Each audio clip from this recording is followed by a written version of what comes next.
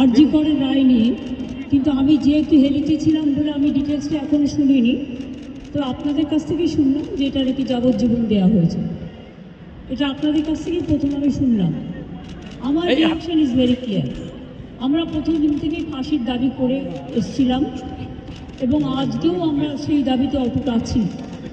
কিন্তু আদালতের রায় ন্যাচারালি এখন সবাই মিলে কি বলবেন আমি জানি না, বাট আমার কথা আমি বলতে পারি বা আমার দলের বক্তব্য যেটা হচ্ছে, আমরা 3টে কেসে আপনারা দেখেছেন 54 দিন থেকে 60 দিনের মধ্যে আমরা ফাঁসি অর্ডার করিয়ে দিয়েছি।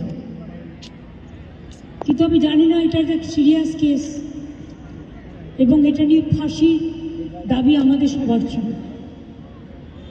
সেক্ষেত্রে বিচারের রায় নিয়ে আমি আমার কথা বলতে পারি। আমরা এটাই বলেছিলাম, আমাদের হাতে কেসটা থাকলে আমরা কিন্তু অনেক দিন আগেই ফাঁসির অর্ডার দিয়ে দিতে পারতাম, ফাঁসির অর্ডার করে দিতে পারতাম। আমি জানি না কিভাবে লড়াই করেছেন, কি যুক্তি, আপনারা তো লয়াররা জানেন। সুতরাং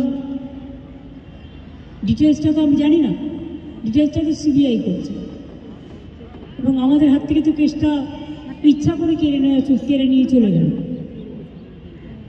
আমরা তো বলেছিলাম আমরা যদি করতে না পারি তাহলে আপনারা সিবিআইকে দিন, আমার কোনো আপত্তি নেই, কারণ আমরা চাই বিচার হোক।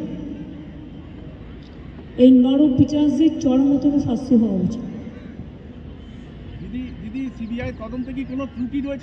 আমি এসব বলতে পারবো না, কিন্তু আমি এখনো আপনিও লয়ার, আমিও অ্যাজ এ লয়ার আমি এ কথা বলছি যে আমি তো ডিটেলস কাগজপত্র দেখিনি, but I am not satisfied. কারণ আমি ফাঁসি হলে অন্তত মনকে সান্ত্বনা দিতে পারতাম।